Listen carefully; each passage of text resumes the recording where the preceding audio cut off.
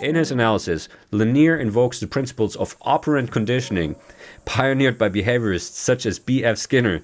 It's not funny, but it's just like the idea that Twitter or any social media platform is a Skinner box, so basically an animal cage on which the architects of the platform perform experiments which are similar to the kind of experiments behaviorists did with animals. I mean, it's just kind of insane. So anyway, so Lanier invokes the principles of operant conditioning pioneered by behaviorists such as B.F. Skinner, from The Simpsons.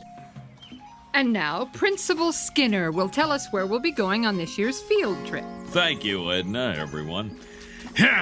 Now, class, I wonder who among you can tell me what this is? Lanier invokes the principles of operant conditioning pioneered by behaviorists such as B.F. Skinner to elucidate the dynamics of social media addiction, particularly on platforms like Twitter. Lanier draws parallels between Skinner's early experiments, which involved providing animals with positive and negative stimuli to influence behavior, and the algorithmic mechanisms employed by social media platforms to engage users. It's fucked up. He equates social media platforms with Skinner boxes, the cages in which the behaviorists experimented on rats and pigeons. The constant reinforcement of social validation and attention-seeking fosters addictive behavior. Great. I mean, you have to get people addicted, because if not, they go to a different platform and you need them on screen as much as possible in order to monetize their eyeballs. Lanier highlights how the platform exploits these behavioral principles, operant conditioning, to reinforce and amplify certain behaviors, contributing to what he terms Twitter poisoning. Fantastic. Okay, so what's Lanier's core claim here? I would say that social media platforms frame self-expression, right? There's an interface, there's like this filter. It's a filter. They motivate a certain form of speech. Explosive, impulsive, provocative speech on Twitter, and condition you to engage in it over and over again, optimizing the content of your posts, or videos in the case of Mr. Beast, for that which the algorithm will distribute at scale. That's why Lanier equates Twitter with a Skinner box. If you do what the platform wants, you get dopamine. If you do not, you get ignored.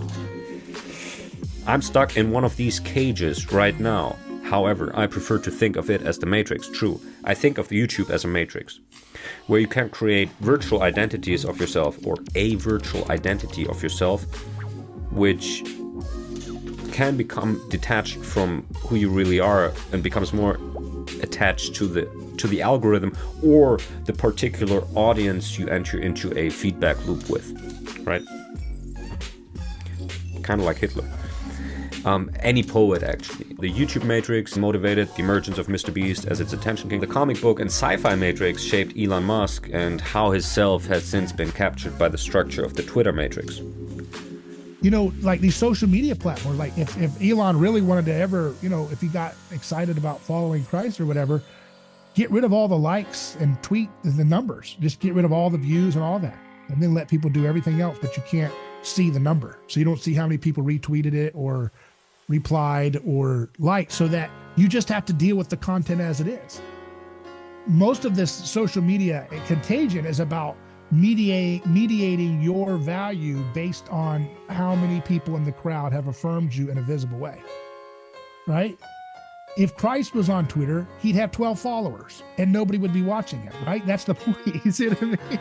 You see what I mean? So we can't be, if you're looking with earthly eyes, you'll miss the truth. You will never see it because you're so mediated by what is popular in my circles or whatever, my tribe is. And that's what validates my ability to listen to it and to receive it as a very important thing.